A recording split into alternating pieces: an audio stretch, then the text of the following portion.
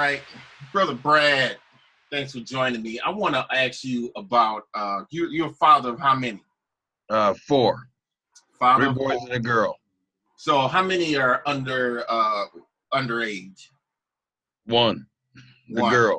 The girl. Okay, so tell me some of the challenges of raising an underage girl.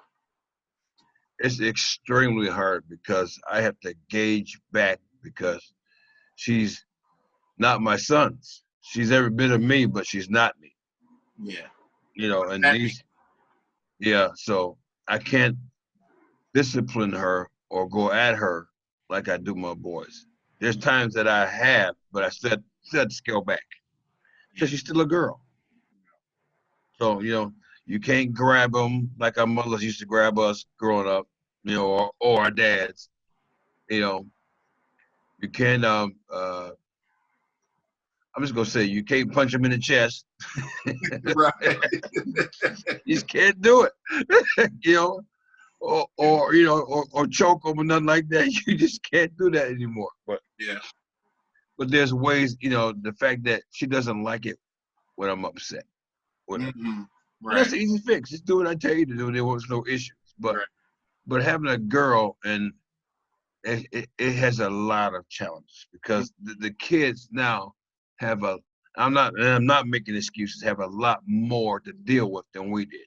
Yeah. And Right. they're not equipped for it. Even my my sons, they're all of them in their 30s, all three of them. Mm-hmm. So I'm dealing with two generations still. Yeah. Like for the four of them together, for them to get to do the same thing, I had to come at it four different ways. Yeah. Yeah. Personalities, that's just human nature, though. Right. Right. What's been But what's been the biggest challenge though? Because I mean, having a girl, you got a whole bunch of things coming at you. Boys, you got you self-image. you got girls coming at them too. Oh gosh, so how do you handle that? How did you handle that? Uh, 'Cause I It's don't it's I don't have it's any girls. it's hard for me. It's extremely hard, Yeah. because you tell them and you teach them what's right, Hmm. you know, and you have to do it from a place of love, so Hmm. they won't say you're bashing. Yeah. You Yeah. know, you teach them you can, and that's just anything. I can disagree with you doing anything and still not hate you. Hmm. Right. There's no difference. There's love. Whatever you do, you have to do it with love because if you don't, you're gonna push them away.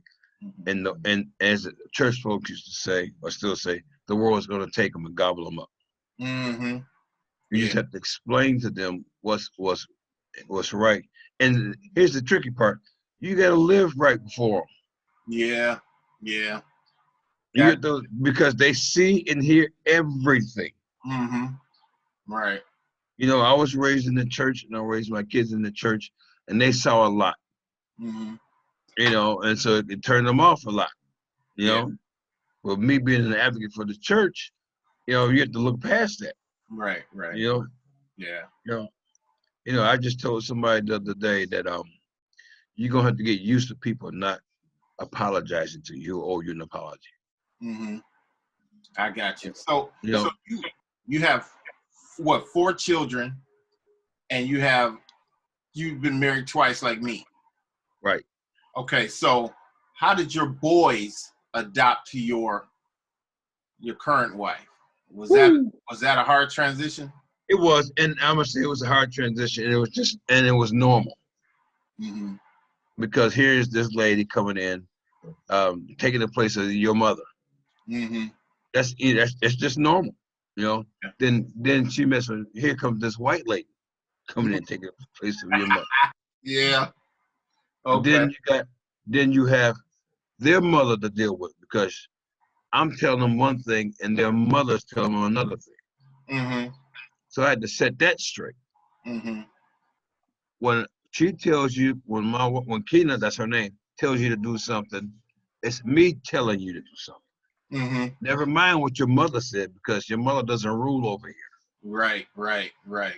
So I got you know, you. Yeah. and believe it or not, Kina took up for a lot of the kids a lot of times. Well, I would have got them. Wow.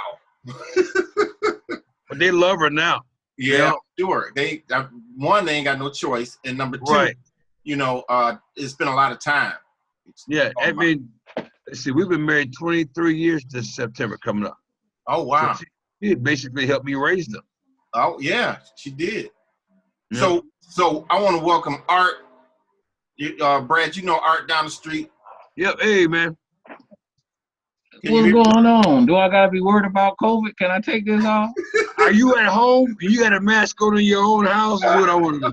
I'm back here in my office. I'm hoping don't nothing happen. And I also want to welcome my cousin Damon Randall, my big cuz. What's up, big cuz? What up, cuz? Hey, man. Yeah, Okay, so he the big cuz. So I don't know. That don't make sense. But go ahead. That's cool. I'm looking. I'm trying to compare. I don't know. You can't come late and start no stuff. Y'all ain't been talking for 5-10 minutes anyway. You still. But since this is what we're talking about fatherhood, because we suffer in silence a lot of the times. We don't communicate what really bothers us. So I decided, let's get some guys together and just kind of talk about some stuff. Girls do it all the time. They talk.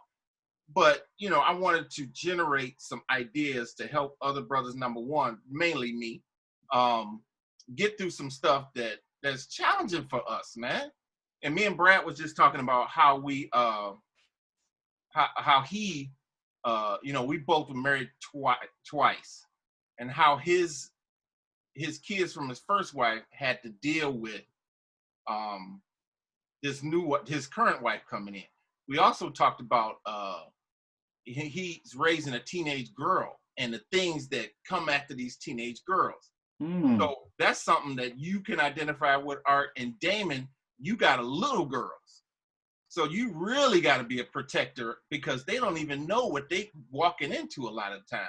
So I want to know from Art, what did you do to safeguard your 20-year-old daughter from the boys and, in today's society, girls?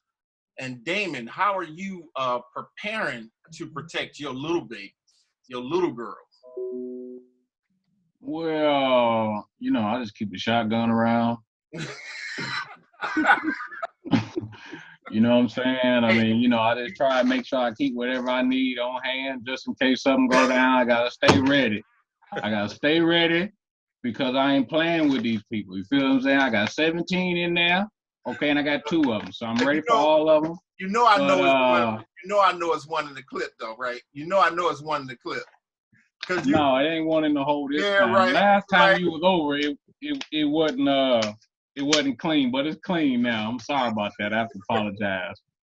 I brought it out to the car so he could see it, and it was one in the chamber. I didn't know, And it was pointed at me too. It was pointed at me. I said, "You got one in the chamber?" Nah, man. He opened that thing up. Pop.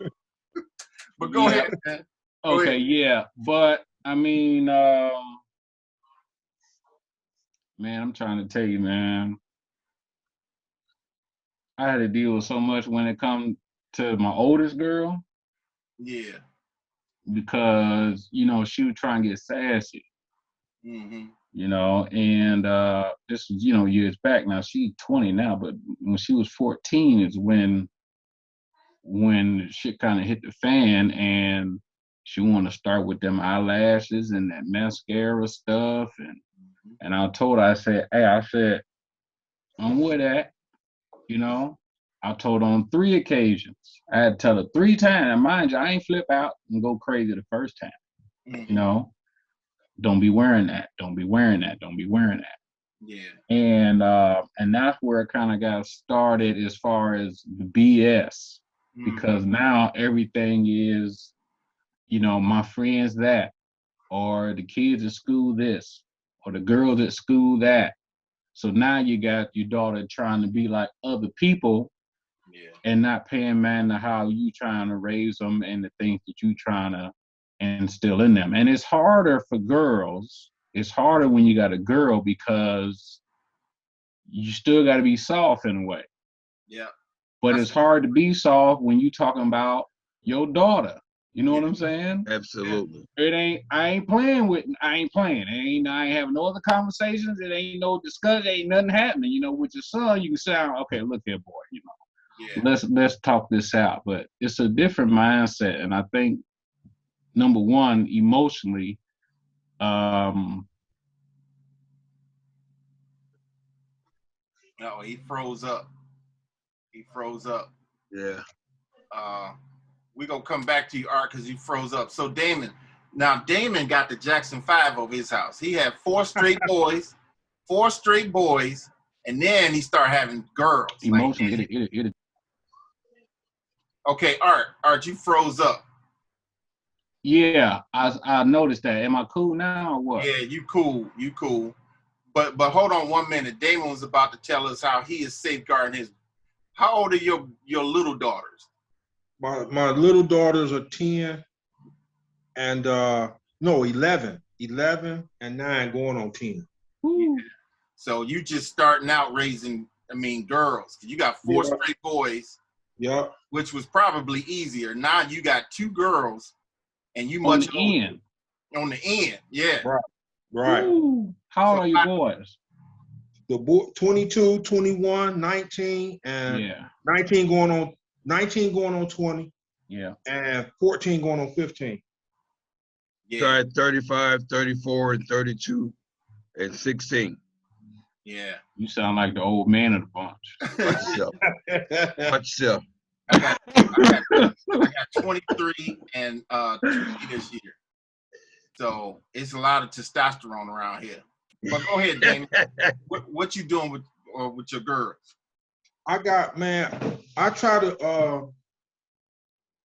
to make my daughters feel special now. You're beautiful. I love you. Kiss her good night. Make sure that she know that this is what I'm giving her. Her husband has to give her the same thing. That's right. The minimum. I got to show her what it's like for a man to treat her as a queen, because that's what she is. She's the gift. Yeah. She's the gift. You know what I'm saying? She has to know that she's the gift, and she don't have to put up with nothing she don't want to put up with. So my thing is, as always has been, when a guy come to meet my daughter, I'm gonna let him know. I'm like, my man, I'm definitely gonna have the shotgun over here, the clip on the table, the gun right here. Nobody playing, man. I'm dead serious, because if you see my daughter, you see my 11-year-old, she built like she's 15. Oh, wow. She's built. So as a father, protection mode come on immediately. Yeah. So I understand my man saying it ain't nothing to play with, because fellas, it's a different time when we was growing up. Yeah. These respect girls. They don't respect. They have no respect at all. You know what I'm saying? They don't.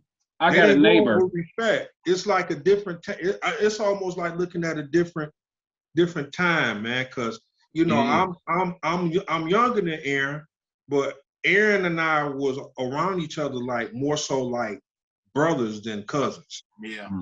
So I got a chance to see my big cuz do a lot of stuff. And I got a chance to see Sherry and everybody do a lot of stuff, even though the age difference wasn't as big.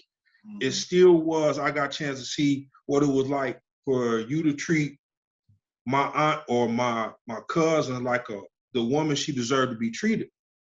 And I have to stay, look, man, I'll be the first to say I got to stay prayed up, because if it was just me, I'd be locked up. Yeah. So I can't react off of everything, but I can show the young gentleman that come over to my house to meet my daughters and let him know, if you don't want her, bring her home. Don't put your hands on her. Yeah. Don't talk to her any type of way. Don't degrade her. If you don't want to be bothered, bring her home. And see, that's the language men understand. You know, and see, here's another question. I'm bringing a question, but first I'm introducing my brother Greg. Greg Turner coming in the house. Greg is one of my oldest friends in the world. It's like you know, I was born, then he was born. No, he was born, then I was born, and we've been cool since we've been in basketball. Yeah, that would make him older. I was gonna say you was born first. That don't make sense. So, Greg, we're talking about challenges, joys, ups and downs of fatherhood. Oh, we can't hear you. His mute is on. Okay. All right. So, so here's one of the things that I want to ask everybody, and this is something that I've dealt with because I've been married twice. What about when you guys face when a woman tries to feminize your fatherhood? When she tries to feminize. Hey, hold on. Look, before you, let me get myself together here because I don't know. Hold on, I'll be back. Let me get me a glass. No, we need you straight. We need you straight on this. we need you coherent. I need you coherent. Put that back. All right, I'll leave it to the. So let me put it over I here. don't want Willie Turner to come out. I need you to talk, Arthur. But y'all know what I'm talking about, right? Y'all know what I'm talking about. I'm gonna be honest. Yeah, I never had that issue. Oh, really? Mm-mm. All right. But that's a good thing. Now, see, That's a good thing. That's a good thing. If anything, I think my mic is working now. There you go. Yep, you on, Greg. All right. If anything, if I can be transparent and honest, if anything, that's all she ever want. Because remember, like you said, I had 4 boys early. Yeah. See what I'm saying? So if anything, it was more so she was saying, you gotta be in their life. You gotta make sure you gotta show them what a man is. Yes. I never had that issue. I never had that issue with my wife. Then you got one that was stable. You got one that probably had a daddy her whole life. You know what I'm saying? No, she didn't. She didn't.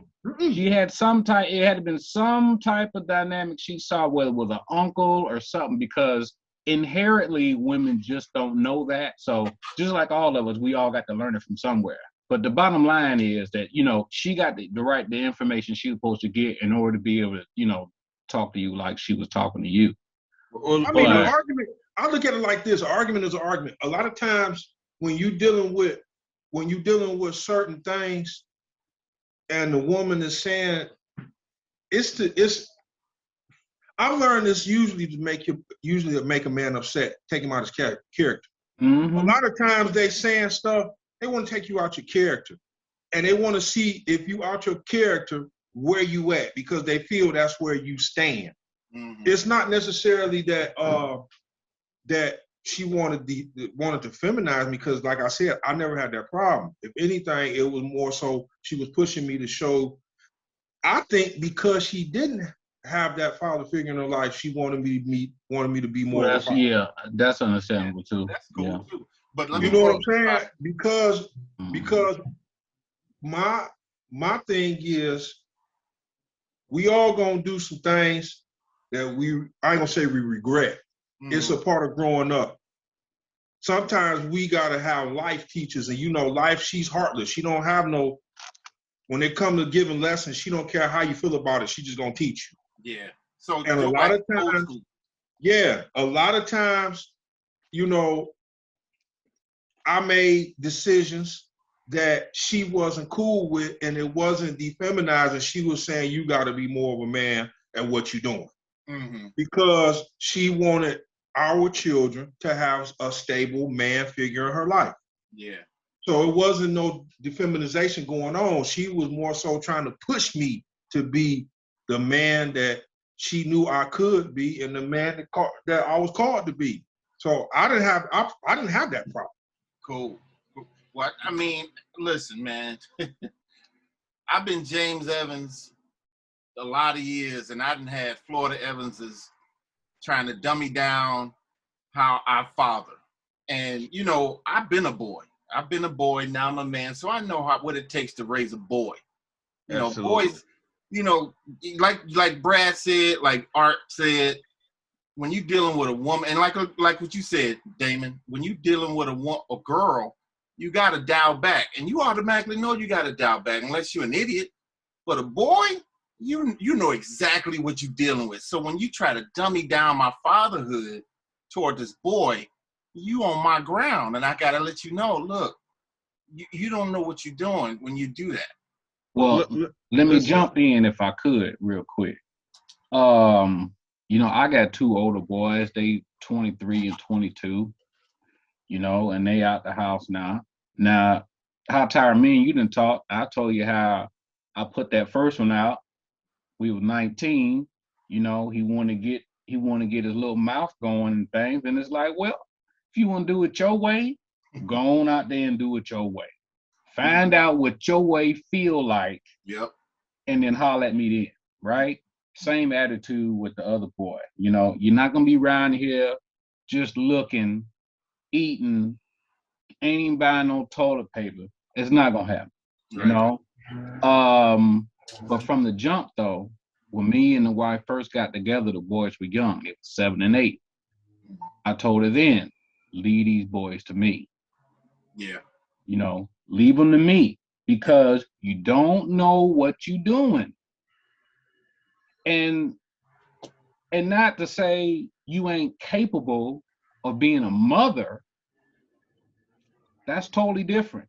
Right. But when it come down to dealing with them on a daily basis, you got to lead them things to me. Me. Yes. You know, be the mama. All right, baby, kiss them, hug them, whatever you got to do. Yeah, you got to whip the bed out. You got to cuss and holler sometime, maybe like mamas do.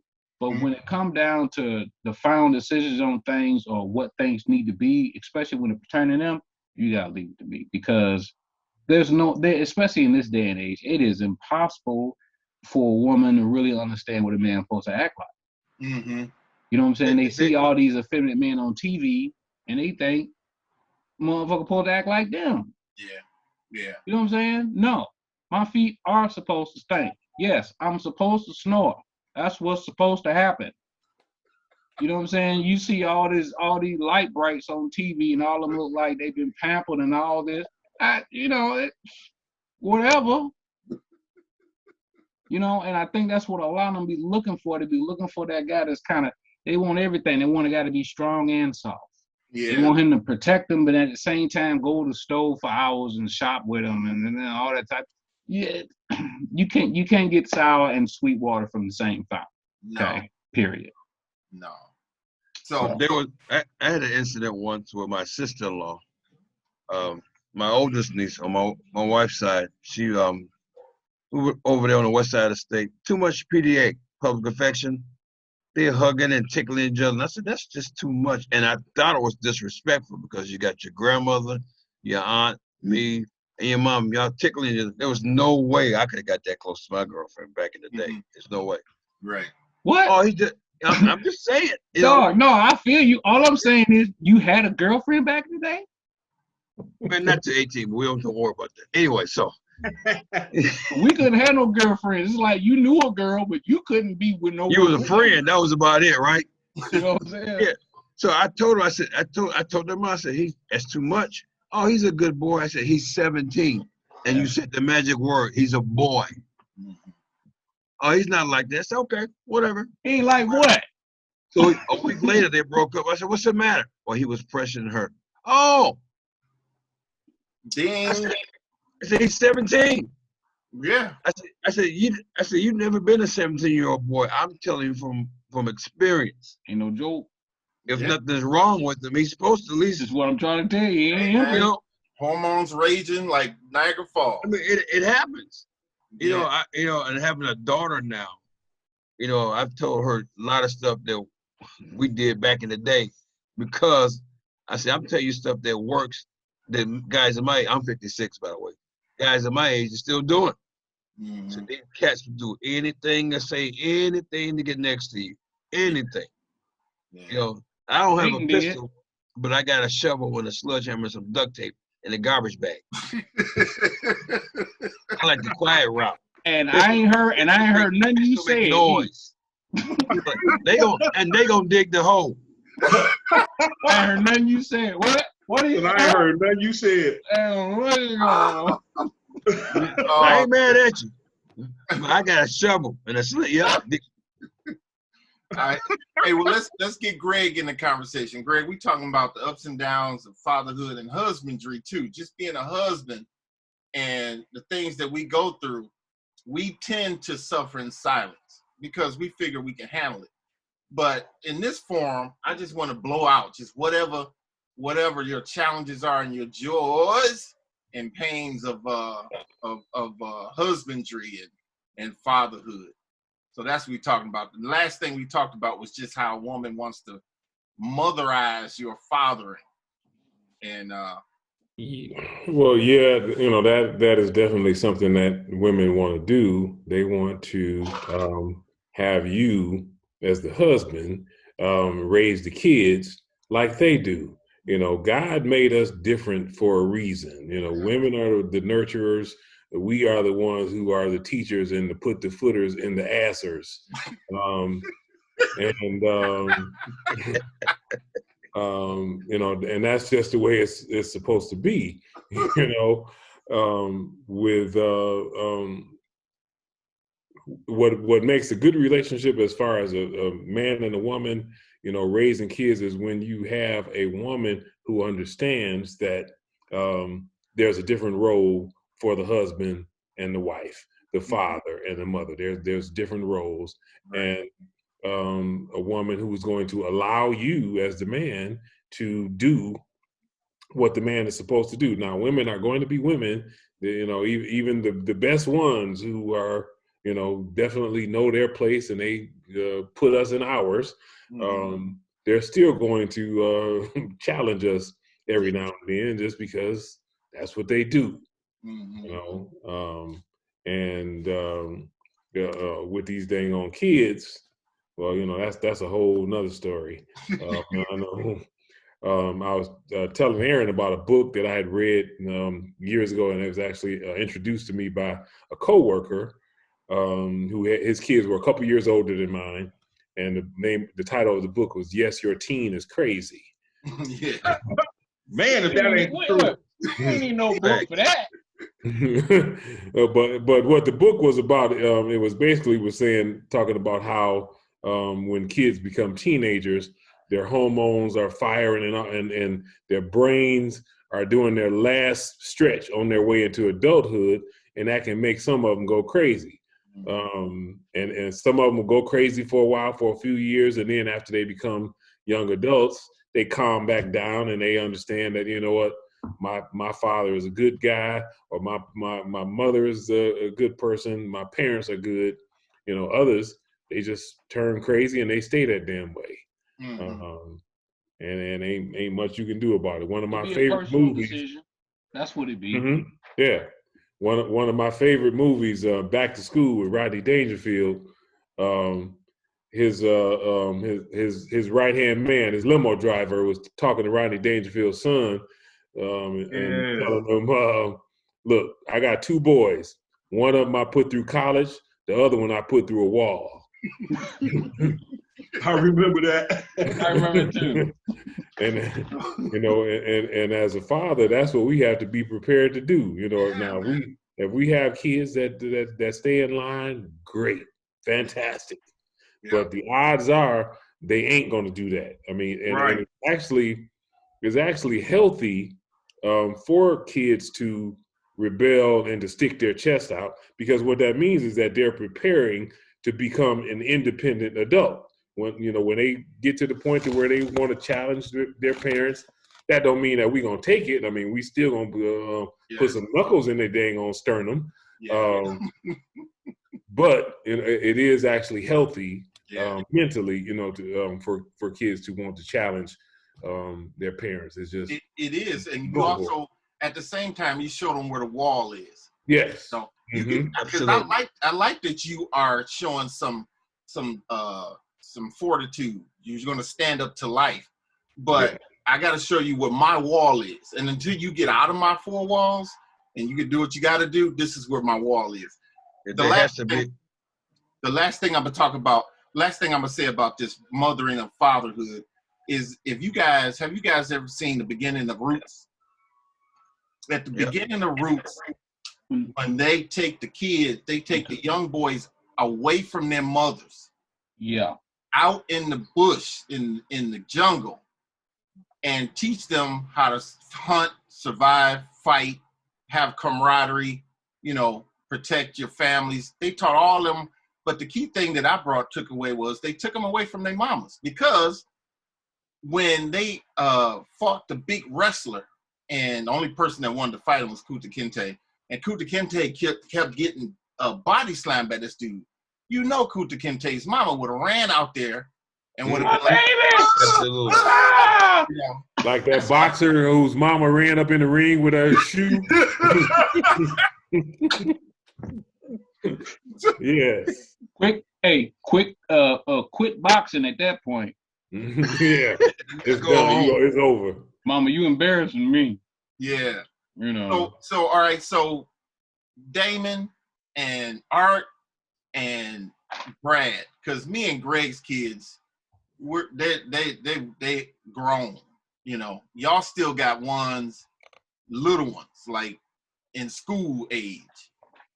How do you guys defend against societal things like a gay rapper putting blood in gym shoes? And I'm glad you brought that up. Yeah. I'm glad you brought that up. I'm so happy you brought that up. Now, this is what trips me out about that. Let me speak my mind on that. Mm-hmm.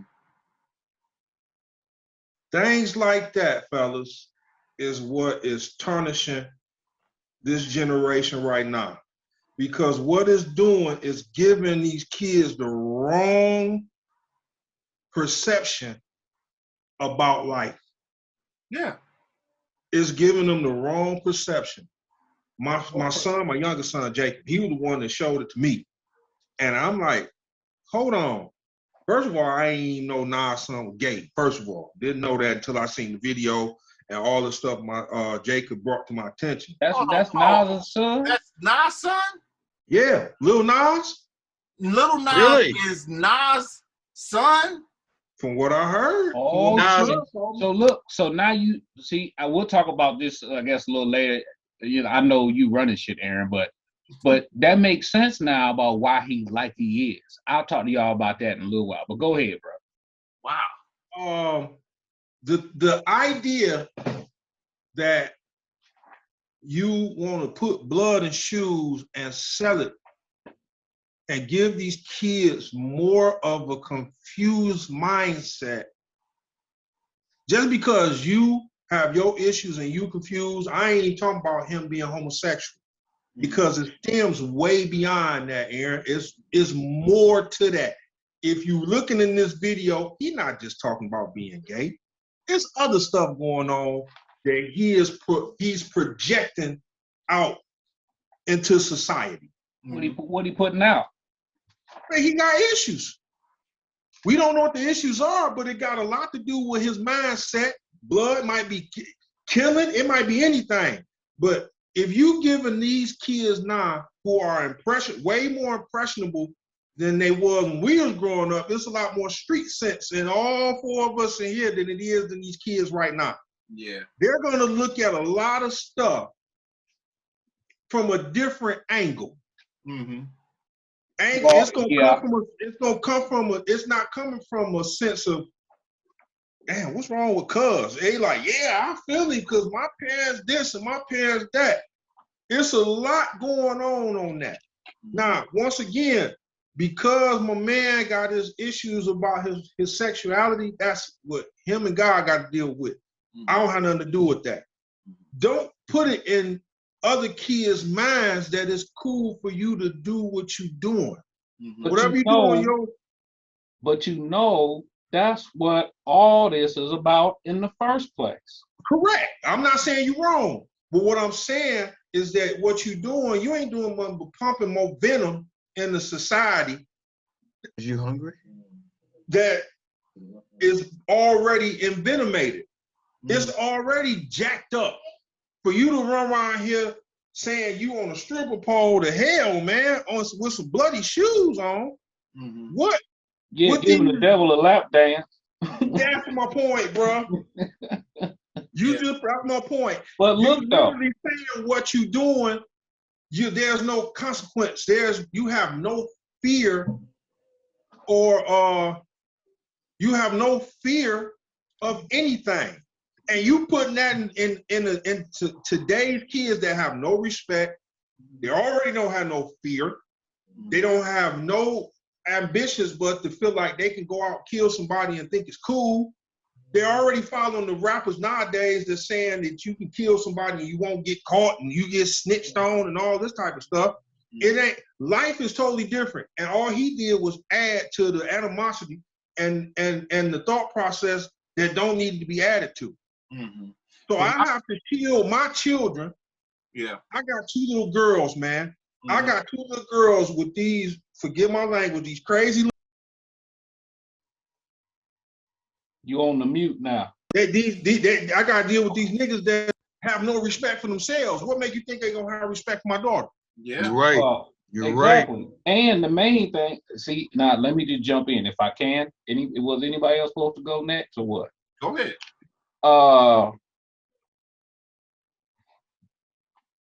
They don't have respect for themselves, but moreover, don't know who they are. And the fear that you talk about, or the lack of fear that you talk about, is the lack of fear of God. That's what the problem is. And so they have no baseline or nothing to you know what I'm saying? Yeah, I get exactly what you're saying. Nothing to compare. Right. Nothing to compare with. All they see is that. All they hear is that type of stuff. Let me jump in real quick. Mm-hmm. And the parents are okay with it. Yes, sir. They are not doing any. This is what I've seen. They're so afraid of losing their children. Or it's okay, let them go. No. Losing to what? They losing them to Satan already. Mm-hmm. We're gonna be held responsible. Yeah. My sons are grown, and I still feel responsible for them. Yeah. I call and check on them every now and then. I drive them crazy. Mm-hmm. I get in their business. They tell me don't worry about it, but I still ask. Yeah. Right. Because just because our kids are grown, we don't stop being dads or fathers. Not at all. Hey, Aaron, fellas, Aaron, I think you're gonna know what I mean when I say this because we in the same family. Mm-hmm. You don't see the big mamas no more. Big mama nowadays is 40 years old. Yeah. 35. Big mamas nowadays are young. Aaron and I grew up 3941 10th Street was an annual meeting place because of Rosebud Hightower, the matriarch of the family. Big mom. Yeah. Big mama. You don't have big mamas no more. I don't have a Marietta Randall no more, but we do have Beverly Drake.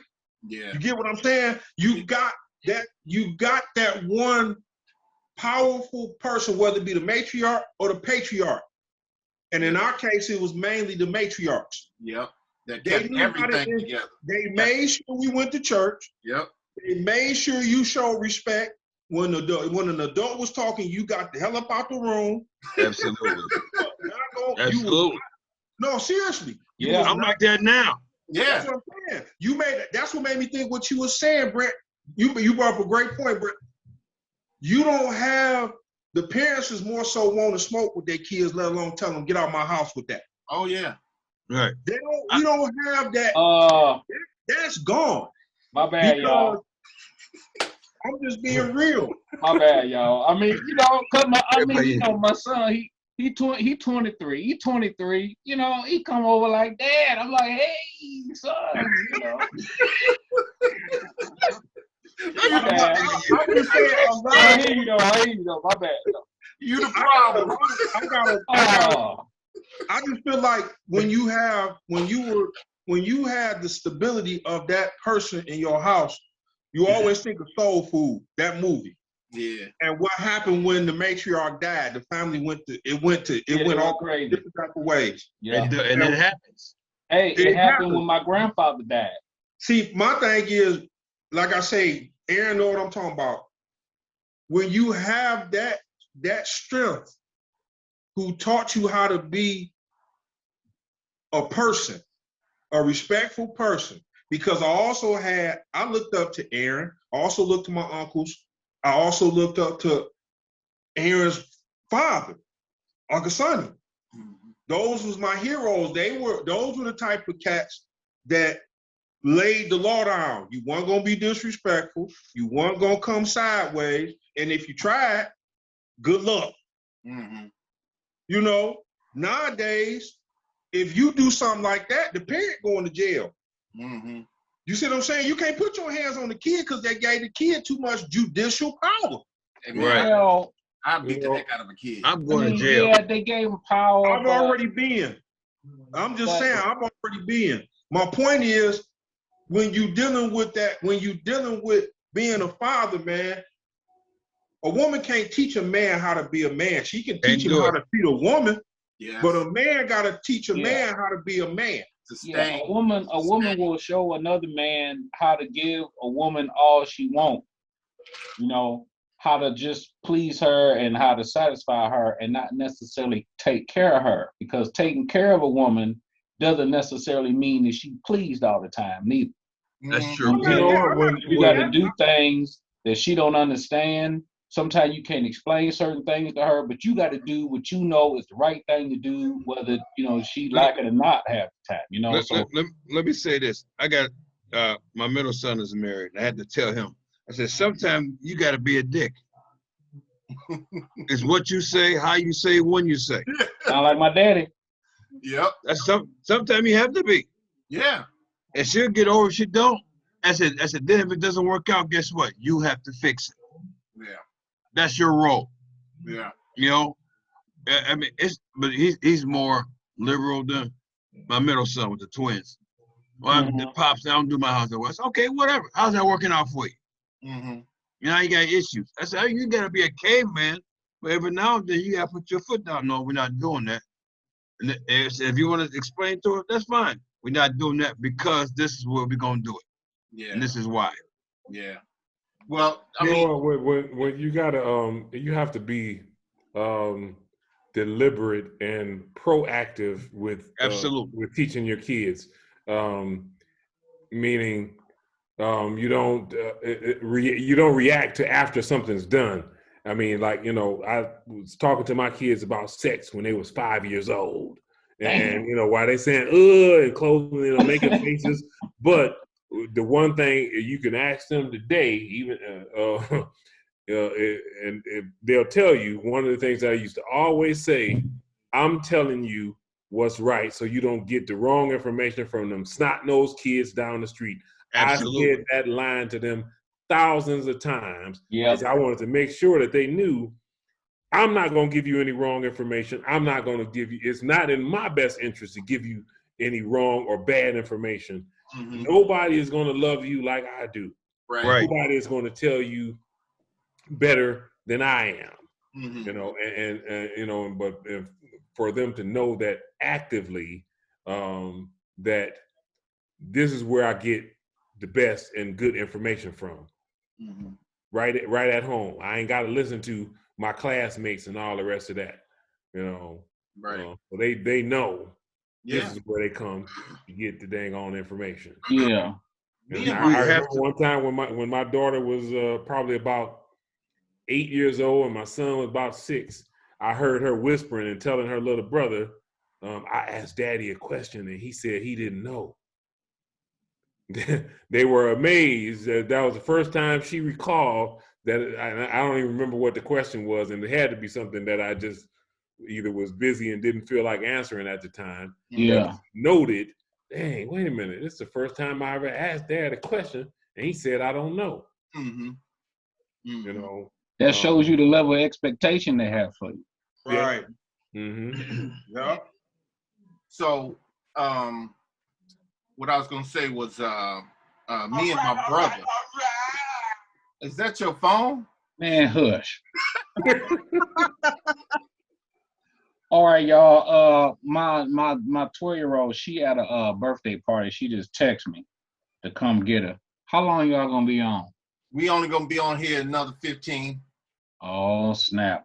I'll just use it on your phone. Go to audio only.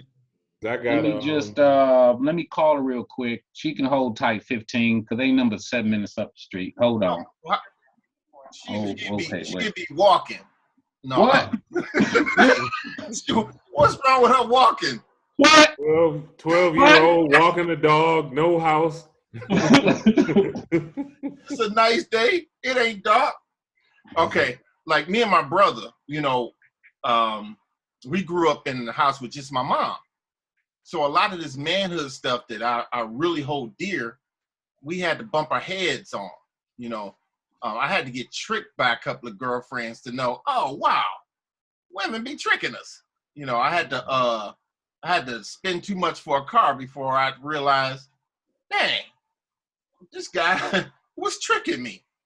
So, you know, my whole goal is to get us men together so that we have like a common goal to teach our sons, hey, you don't want to pay this much for a car, man. You know, when you go for a house, this is what you look for. And when you go for a woman, when you thinking about getting married, there's a whole bunch of stuff that you need to be thinking about, because, you know, like here's some things I tell my sons, and, you know, and this might be controversial. I tell my sons, you know, one of the things you want to look for is how this girl relates to her dad. Because if you tell her, you ask her about her dad and she says, I can't stand him, hey, you probably need to, that's a red flag. Or does she even relate to him? I mean, That's, you know, they may live in the same house and she may not hate him, but depending on how her mama act. Boom. That's what I'm saying. You know? That's what I'm saying. Because I used to be married to a woman who couldn't stand her daddy. And and eventually I became the same thing. One time we were not fighting, but we were arguing. And she went like this and called me her dad's name. I was like, "You're not even mad at me." You mad? I would have had to leave the house for a little while, bro. I don't know who you talking to, but it ain't me. I'm out. I'm gonna go on down the street for a little while. You know, but that is that pervasiveness that can really mess up a girl when she don't have a relationship with her father. Like Damon said, you know, he kissed his daughters goodnight. He let her know that they're beautiful. And that forms an opinion in a girl's mind. This is what a man does. So when she dates and she see that she's not getting that, she know that's a red flag. But if you grew up hating your dad and then you get with a guy, that guy is going to eventually get that wrath that's been, you know, just generated by that's been pent up. Been pent up. Yeah, and that is what young guys need to find out, and they need to really stop dating girls because they're cute. Well, I mean, you know, it's just. Oh, hold on, this the baby. I'm sorry. Give me a minute, y'all. I gotta get off. My wife is looking at me sideways, so we got some company. Oh, okay, so we got two brothers that some women that came in and busted up our thing, man. Yeah, exactly. You already on with that one. Because I already heard Brad ask his daughter, "You hungry? You hungry?" No, I said, no, she over there eating like 4 bowls of cereal straight. Like, you must have been hungry, huh? I'm like, good grief, girl, go somewhere. All right, Greg, thanks for coming through, man. All right, yeah. All right, Greg. I'll holler back. All right, Greg. All right, Greg. Hey, Greg, we're going to go. Okay, Greg. Get together, Greg. Come on, Greg. We can do something. Got some beef jerky, Greg. Come on, Greg. I'm just playing, Greg. All of that. All right, man. Well, I'll talk All to you. right. All Y'all right. be cool. All right. I'll holler back at the next one. Yeah, for sure, for right. sure. Yeah. Okay, so here's my next question. It's pertaining to our sons. What are we doing for our sons to grow up to be men that we could be proud of? You know, we talked about the girls, but what are we really putting into our sons? Are we praying for them, number one? Right. Are we talking to them like men? Are we telling them everything that we know? Or are we even getting more knowledge to pass along?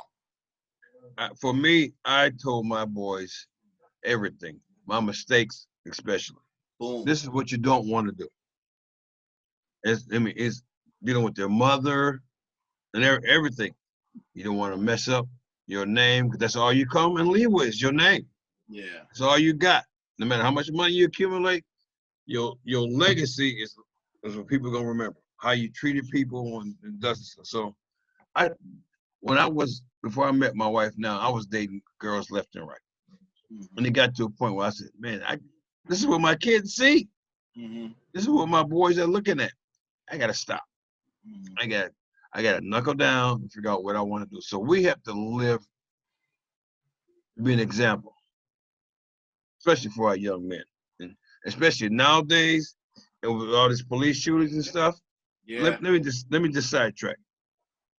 When I was 16, my dad told me when he bought me a car, when the cops pull you over, it's no sir and yes sir, because these white cops will kill you.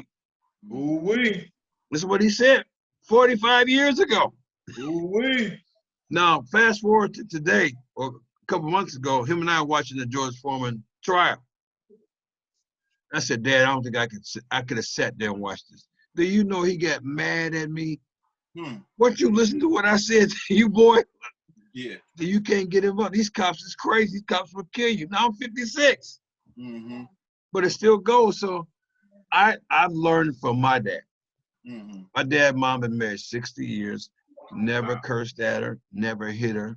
Wow. You know, I'm sure they argue behind closed doors, but I never saw it.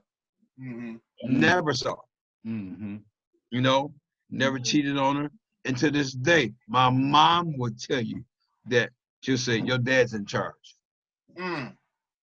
That's like doggone Nancy Wilson singing to me. That's just she'll say it right now.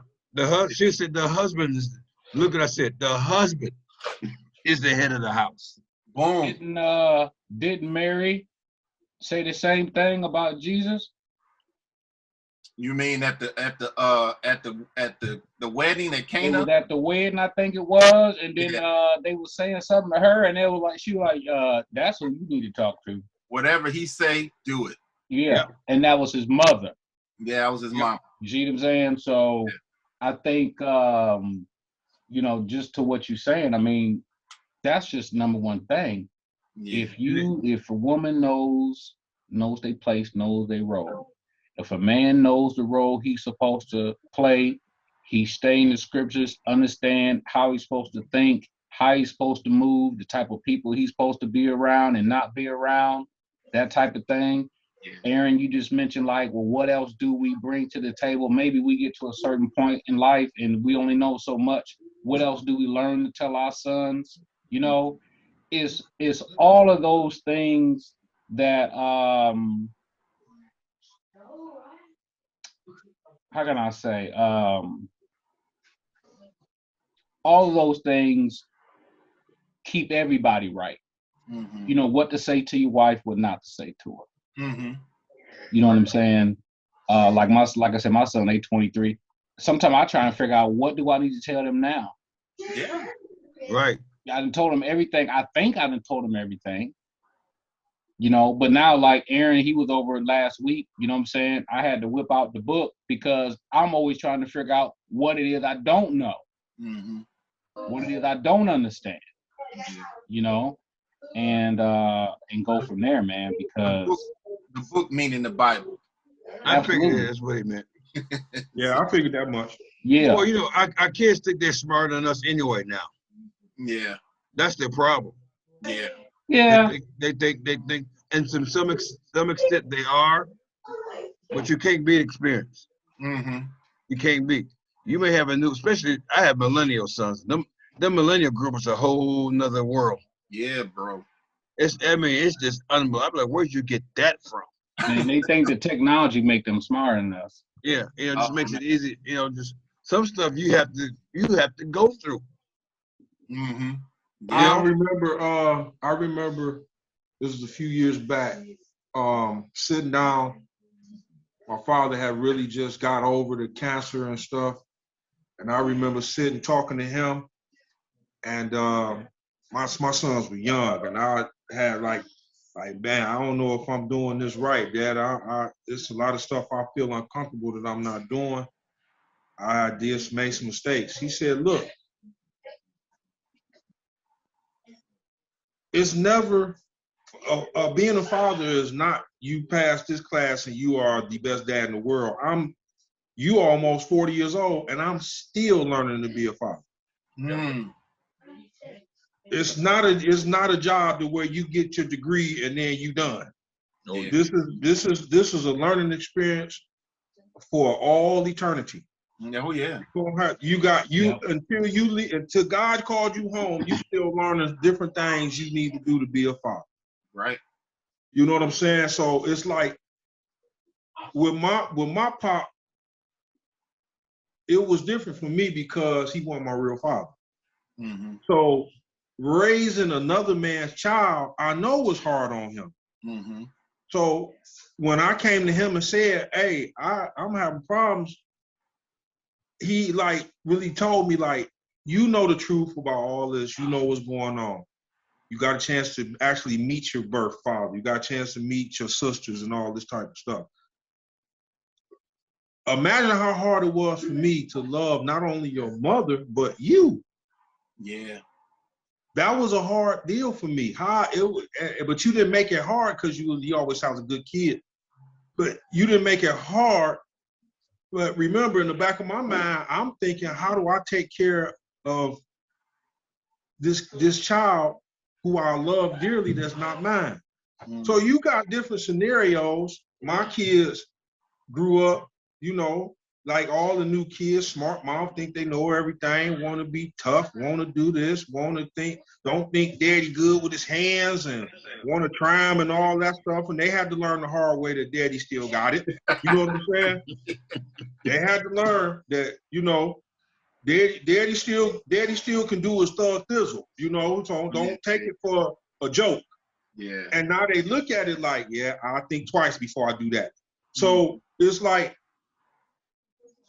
a father and a mother for that, but when we talk about fathers, a father job is probably the hardest job you ever have, because it's hands-on from day one, and hands-on don't stop. Right. And everything fall on you. Oh, right. Yeah. Hands-on. You know what I'm saying? Whatever's wrong with the kids, the first thing people say is, where did daddy at? Yeah, you're daddy. Yeah, and see, like I said, man, I can always use, you know, Aaron and I are cousins. He's seen what I've seen. Mm-hmm. And a lot of stuff that, like, he, you know, talked about Uncle Sonny. It's so much that we could throw out, just me and him. If me and him were sitting here talking, we could talk to sometime next month about our family and what went right and what went wrong. And that's why I like, everybody's saying I told my kids everything. Mm-hmm. But what I told them the most is what I did wrong and what I went through. Yeah. Because it's a lesson in all of that. Yeah. That's what I tell them, like, hey, look, man, although I was smart, I still ran the streets. Yeah. And because I ran the streets, I know what I'm talking about. Don't let because everybody tell you that I was a smart kid, everybody knew me that I was a smart kid. They also knew I was in the street. Mm-hmm. You know what I'm saying? I was the guy that got all A's in school, but still was out in the street. Yeah. You know, so when I put stuff out here to tell you, hey, don't do this. Hey, you don't know, it's different. The streets ain't no different than when I was growing up. It's just more violent now. It's still the streets. Yeah. The game ain't changed. Game don't change. Ain't nothing new under the sun, you know.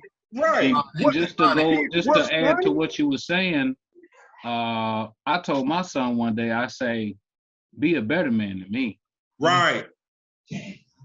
You know, these are all things, like you say, I think, you know, when you can tell a good guy is when he can say, this is where I made my mistakes. Yep. To be able to admit where you was wrong, you see, especially to the people who you know, maybe look up to you, your sons and your daughters, your wives, right. You need to admit that, number one, you know. But I told my son, I said, man, be a better guy than me, man.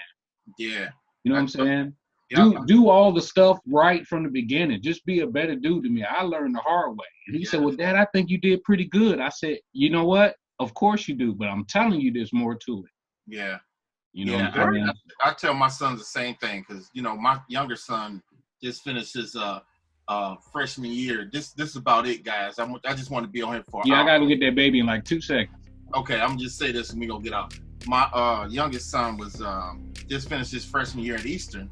And I was telling him, man, you know, when I was a freshman at Wayne State, I ain't never had so many women come up to me and want to disrobe in front of me. You know, it was so nothing. easy now. It was nothing. It was just like, wait, nothing. You talking about just now, like you is now? No, when I was a freshman. Oh, you were there. Oh, okay, go ahead. All right, I'm sorry. No, in college, when I was a freshman. So I told him, hey, look, man, these girls are women. They're not girls. These are women. And, you know, some of these women don't care to disrobe in front of you because they see you got a car. You can take them home for the summer, take them back. Because it's like, what can I get from this little naive little freshman? Yeah, that's what they do now. They know if they listen to Cardi B, okay, they listen to Cardi B, so they know how to sell themselves. Yes. Yep. Okay? Yes, sir. They know how to sell themselves. She done told them exactly what to do with it, what type of dude to look for, how often, how much to make it. As soon as we see a body part, everything just shifts around. Click. It's just yeah. So that's one of the strongest points I'm telling my son, because you know, of course, the biblical part about fornication, don't do all that, and I get it. You know, we all mess up, but I'm just saying, look, son, run. As soon as she starts, right about that. Run, and if she blocks the doorway, knock her down. Don't even run. Yes, because that, man, I'm telling you. Child support is for 18 years. You ain't got to tell me. Hey, don't get me started. That's our next topic. That's our next topic. No, you ain't we can't talk about that because I'm in the owning some more money. I don't even bring that shit up. No. I just got delivered from that child support. You're dragging me back. All right, I gotta go, man. All right, and we all Power, get at me. Damon, Bradley. Yes, sir. You know what I'm saying? Yeah, every month we should do this. Yeah, we're gonna do it every month. Yeah. Every month. You know, even if it's just for 30 minutes, like what y'all been doing. All right, bye. We'll go an hour a month. So all right. Thank you guys for coming on. Appreciate it. We're gonna stand up. All right, be cool. All right, cuz. All right, fellas.